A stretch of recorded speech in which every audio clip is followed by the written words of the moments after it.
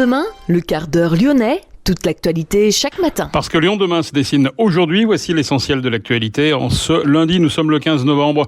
Nous parlerons de la grève qui affecte aujourd'hui les transports par bus à Lyon. Le projet de télécabine entre Francheville et Lyon, la consultation débute aujourd'hui et pour 3 mois. Le Covid-19, le taux d'incidence remonte. Il dépasse à nouveau le seuil des 100 cas pour 100 000 habitants. L'école Michel Servet à la Croix-Rousse va héberger à partir d'aujourd'hui 2 familles sans abri. Plusieurs communes ont mis en place un budget participatif. La ville de Vaux-en-Velin alloue 350 000 €. Les habitants ont jusqu'au 10 janvier pour proposer des projets. Les Villeurbanais, quant à eux, ont déjà proposé des projets à la mairie. Les habitants sont appelés maintenant à se prononcer sur les projets retenus. Une large place consacrée à Villeurbanne, justement, dans cette édition. La deuxième ville du département a été désignée capitale française de la culture 2022. On en sait un peu plus sur le programme. Reportage complet dans cette édition avec une rencontre avec Cédric Van Stevendel, le maire de la ville, mais aussi avec 2 étudiantes en charge de l'organisation d'un concert à la Fessine. Et puis à la fin de cette édition, les principaux résultats de sport du week-end. Lyon demain, le quart d'heure lyonnais, toute l'actualité chaque matin. Gérald de Bouchon. Bonjour à tous. Bienvenue dans ce quart d'heure lyonnais. Attention, si vous êtes usager des transports par bus qui seront perturbés aujourd'hui, CGT, FO et UNSA Transport ont déposé un préavis de grève pour les cars du Rhône. Le mouvement affecte donc les lignes desservant le centre et le sud du département. Le mouvement social affecte également le réseau TCL, notamment sur les lignes de bus 11, 12, 61, 72, 86 et GE6. La ligne S2 ne circule pas et de nombreuses lignes scolaires Junior Direct sont également affectés. Le projet controversé des télécabines entre Francheville et Lyon, la consultation débute aujourd'hui. Top départ pour 3 mois de concertation.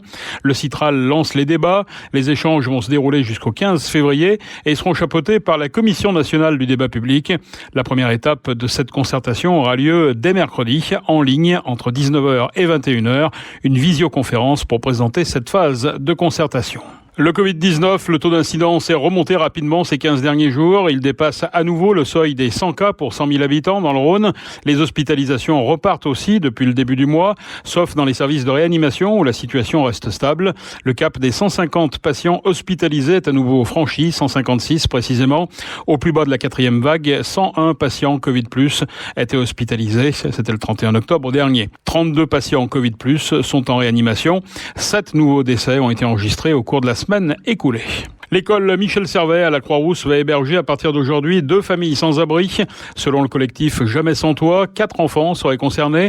Cette opération leur permettra d'aller le matin à l'école en ayant dormi au chaud la nuit. Le collectif aurait recensé à ce jour quelques 47 familles sans solution d'hébergement depuis la rentrée. Un goûter solidaire sera organisé dans le square devant l'école maternelle vendredi à 17h. Une manifestation organisée par Jamais sans toit pour les droits de l'enfant sera organisée le lendemain, donc samedi. Lyon demain, média agitateur d'idées. La ville de Vaux-en-Velin alloue 350 000 € à son budget participatif. Les habitants peuvent proposer des projets qu'ils souhaitent voir émerger. La plateforme de consultation accueille des suggestions jusqu'au 10 janvier prochain. La mairie va ensuite étudier la faisabilité des projets proposés et chiffrer également le montant alloué aux projets retenus. Les habitants pourront aussi voter pour leur projet préféré parmi la sélection. Ils seront ensuite réalisés à partir du mois de juin. Les projets proposés devront respecter certains critères, comme être d'intérêt général et ne pas dépasser également un budget de 40 000 €. Budget participatif également à Villeurbanne. Cet été, les Villeurbanais ont pu proposer des projets à la mairie. Ils peuvent désormais voter pour les projets qu'ils souhaitent voir mis en œuvre parmi une sélection finale.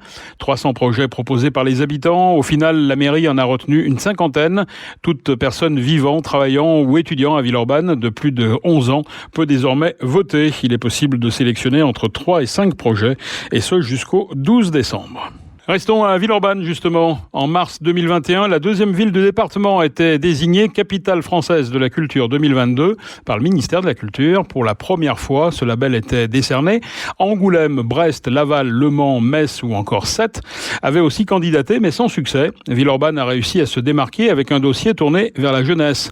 Plus de 800 événements sont en cours de préparation, dont 200 concerts, 300 spectacles. Les temps forts de cette programmation nous ont été révélés par Bernard Sevaux, directeur de la culture et de la jeunesse à Villeurbanne. On commence déjà par l'inauguration le 7 janvier avec un grand spectacle déambulatoire avec une compagnie d'art de la rue et des girafes et Complexe Capharnaüm et l'Institut d'art contemporain.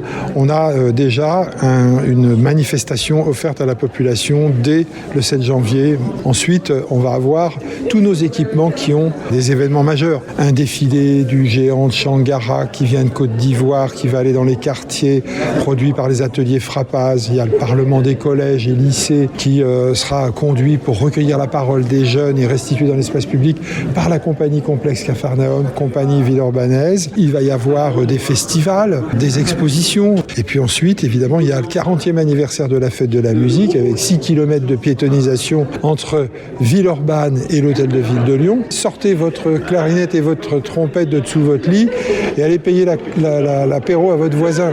Faites FAITES de la musique, vous les amateurs, et produisez-vous sans complexe. Ensuite, il y aura des spectacles tout au long de l'année, mais il va y avoir un énorme spectacle fin septembre avec l'invitation pour une création spécifique à Villeurbanne de la compagnie Royal de Luxe. Royal de Luxe, compagnie de Nantes, mais mondialement connue. Le dernier spectacle qu'elle a fait, c'était à Liverpool, il y avait 3 millions de spectateurs. Bon, il y aura moins à Villeurbanne, mais il va y avoir des centaines de milliers de spectateurs et c'est surtout une création pour Villeurbanne et qui va retracer une mythologie, écrire une mythologie villeurbanaise. Du 3 au 5 juin, 100 jeunes de 12 à 25 ans vont organiser le Festival de la Fessine, événement qui prendra place sur cet espace naturel entre le Rhône et le campus de la Doua. Les jeunes vont organiser l'événement de A à Z, du premier contact avec les artistes jusqu'au jour J du rendu sur scène. Nous avons rencontré Margot Sauze et Oumaïma Jamali, 2 étudiantes déjà à pied d'œuvre, pour penser cette fête. Alors pour ma part, déjà je suis villeurbanaise depuis toujours et du coup ça m'a particulièrement touchée qu'on soit élue capitale française de la culture. Justement on m'a toujours sensibilisée à la culture à Villeurbanne, que ce soit dans mon éducation scolaire ou en dehors. Du coup j'avais envie de mettre ma part à ce projet, du fait aussi que je suis très passionnée par la musique. Concrètement, on compte organiser un festival durant le week-end du 3 au 5 juin. Ça va être à peu près 100 jeunes qui vont organiser un festival ouvert à tous. Principalement de la musique, de la nourriture, des activités. Bon, là, c'est encore tout frais, mais globalement, c'est ça. Quelle marge de manœuvre vous avez ? C'est vous qui décidez ou c'est collégial ? Comment ça se passe ? Ce qui se passe concrètement, c'est que là, dès la première réunion, on nous a donné des post-it, on nous a dit « écrivez tout ce que vous avez envie », c'est-à-dire comme si tout était possible, qu'est-ce que vous auriez envie de proposer. Tout le monde a apporté des idées, c'était très très varié. Et du coup, on va voir qu'est-ce qui va être possible de mis en place. De ce que nous ont dit les organisateurs, voilà, c'est vraiment nous les décisionnaires. Eux, ils vont être là pour nous appuyer d'un point de vue professionnel, technique, mais c'est vraiment le but que ce soit nous qui gérions toute l'organisation. C'est nous qui allons nous occuper de la régie, c'est nous qui allons contacter les artistes, faire la communication pour le festival et tout ça, ce sera appuyé par tous les intervenants. Et vous rêvez de voir qui sur scène par exemple ? Bon, moi j'adore la musique de tous les genres, donc moi ça m'irait. Tant qu'il y a de la musique, de la fête, voilà, donc moi ça me va. Et moi, c'est un peu pareil, je suis intéressée par plein de styles différents, mais par exemple, je sais pas, je pourrais citer Roméo Elvis, je pourrais citer sa sœur Angèle, je pourrais citer des artistes moins connus, par exemple Meryl qui est une artiste martiniquaise il me semble. Il en va quand même de la réputation en quelque sorte de la ville et on nous laisse organiser justement un festival de grande ampleur, on nous le laisse entre les mains et on nous laisse carte blanche et du coup je trouve ça hyper intéressant de voir qu'on nous laisse la parole et de manière concrète. Un budget prévisionnel de 10 millions d'euros, dont 10% du ministère de la Culture et plus de 30% venant du mécénat. Villeurbanne, capitale française de la culture 2022, fait le pari d'un événement susceptible de faire rayonner la ville au-delà de ses frontières et sur la durée. Nous avons rencontré Cédric Van Stevendel, le maire de Villeurbanne. L'esprit, c'est, je crois, les retrouvailles. Refaire des choses ensemble, recréer du lien. On avait eu cette intuition quand on avait déposé le dossier de candidature, de dire place aux jeunes. Il faut ouvrir une lumière un peu dans l'avenir, là, qui était un peu compliqué. On fait le dossier en octobre 2020, donc c'était un moment pas facile et moi je suis extrêmement content d'avoir cette perspective devant nous. C'est pas juste une perspective qui fait la fierté du maire de Villeurbanne, c'est juste que ça va être un moment incroyable pour tous les habitants de Villeurbanne, mais aussi ceux de la métropole, et puis même on invite la France entière à venir nous découvrir la programmation culturelle, et dans un moment politique où les discours qui prédominent sont des discours de haine, de racisme, même parfois de révisionnisme politique, moi je crois que la culture, elle a un autre récit à proposer, une autre histoire, même une autre histoire de France à construire ensemble, et moi je suis très heureux en tant que maire d'avoir cet événement à proposer aux habitantes et aux habitants. C'est pas d'ailleurs un événement 100% villeurbanais, c'est-à-dire que les frontières seront poreuses avec les communes aux alentours. Je l'avais dit dès le départ, je voulais d'abord que cette année capitale française de la culture, ça soit la fête pour tous les Villeurbanaises et tous les Villeurbanais. Mais j'avais dit aussi que je voulais que ça soit un événement d'envergure métropolitain et aussi national. Et donc, ce qui a été exceptionnel, c'est que déjà quand on a fait le dossier, on a eu pas mal d'acteurs de la culture qui n'étaient pas à Villeurbanne, qui avaient entendu parler du truc, qui ont dit tiens, on pourrait faire ceci, on pourrait faire cela. Je pense au musée des Confluences, je pense à l'Opéra qui avait envoyé des signaux. Puis le jour où on a gagné, le lendemain, on a été assailli de demandes, mais pas sur un registre pour quémander. Juste, on veut en être. Regardez, on a un super projet là, ça vous dirait pas qu'on le coproduise avec vous et qu'on le mette dans le programme? Donc on se retrouve avec une programmation culturelle d'une richesse incroyable, mais parce que tous les acteurs ont une telle envie et puis nous ont fait de tels gestes. Ouais, ils nous ont fait des cadeaux.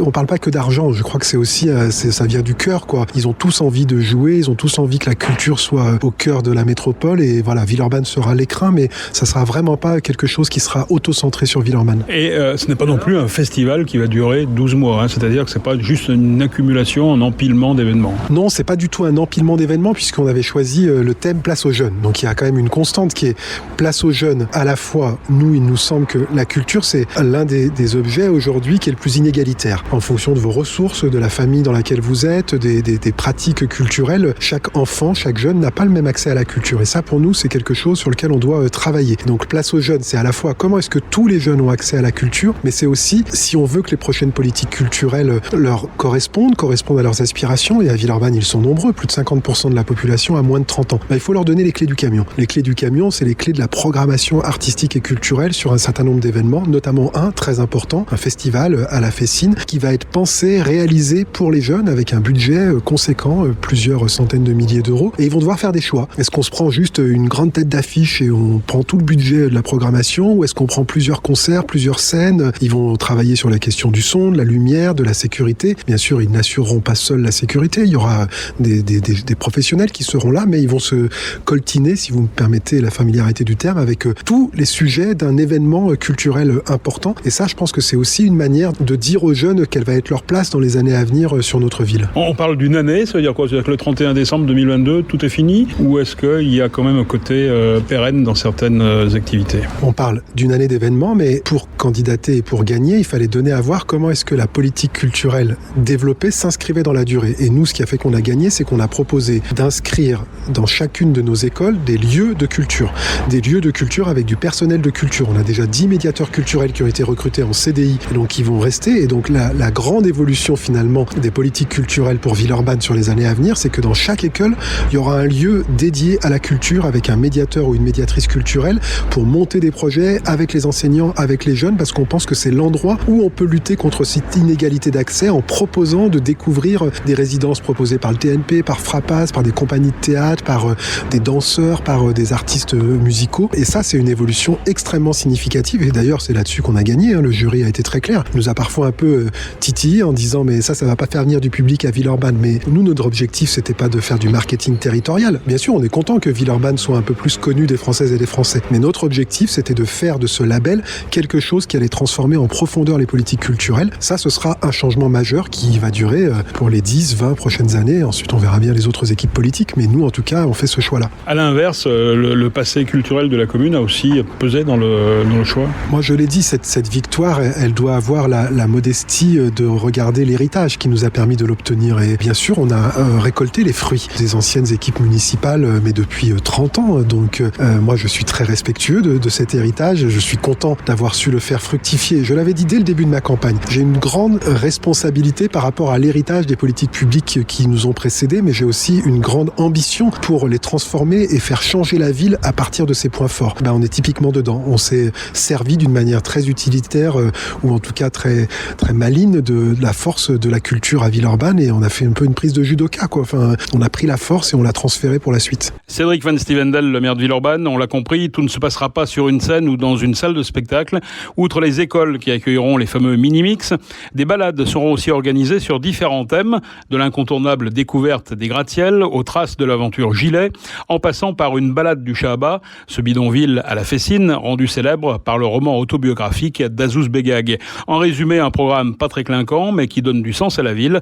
Le coup d'envoi sera donné le 7 janvier. Lyon demain, la radio lyonnaise à écouter partout dans le monde. On termine par les sports, le football, la Coupe de France, 7e tour. Limonest, qui évolue en N3, a été éliminé avec les honneurs par la JOCR, équipe de Ligue 2. La Duchère et Vénissieux vont poursuivre leur route en Coupe de France. De son côté, Vénissieux recevait Caunes.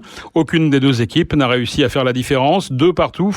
C'est au tir au but que Vénissieux s'impose. Au bout du suspense, 6 tirs au but à 5. Notez que Saint-Cyr-Collonges, Neuville et Villefranche sont éliminés. L'OL féminin remporte le premier duel du championnat face au PSG. Les Lyonnaises assomment Paris 6-1. Les Lyonnaises prennent ainsi une sérieuse option sur leur rivale parisienne dans la course au titre. Basket en élite, l'Asvel arrache le derby face à Bourg, 85-77. C'est la fin de ce quart d'heure lyonnais. Merci de l'avoir suivi. On se retrouve demain, même heure, mêmes antennes. Passez une excellente journée.